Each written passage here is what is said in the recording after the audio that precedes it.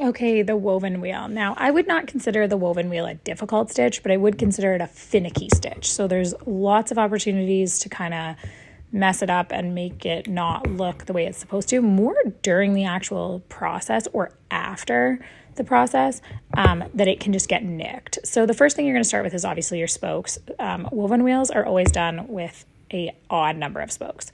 So we're going to do 3 here, or 5 here, sorry. And then we're coming up between 2 spokes.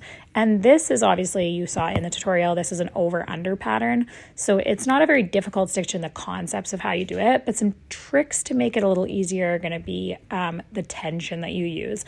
The tension on a woven wheel is literally the only thing you have to, well, one of the only things you have to worry about.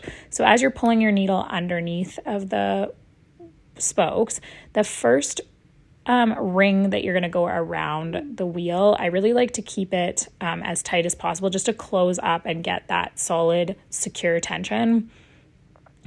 Especially because the knot at the back of your fabric, if somehow that thread gets pulled, it doesn't necessarily pull the whole weave apart. Because you're not going up and down through the fabric, there isn't really an anchor to keep the tension. So when you do a normal stitch, you're anchoring it down and it holds it, and then the tension can't come undone for the entire thing. You might screw up one stitch, but you're not going to screw up an entire flower.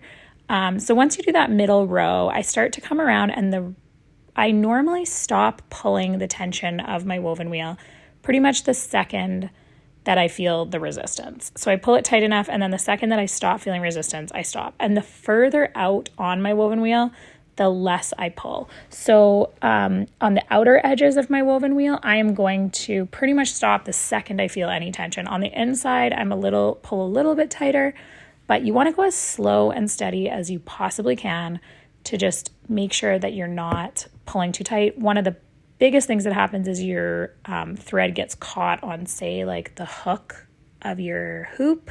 I think it's happened right there in that video. It just gets hooked, and then you have to unhook it. But that jolt of tension can really screw up an entire woven wheel. So kind of keeping an eye on where every part is. You can get your needle caught on it. There's just so many things that can happen. So tension, going slow, and taking your time. And the goal to finish your woven wheel is basically just to make sure that all of your spokes are covered.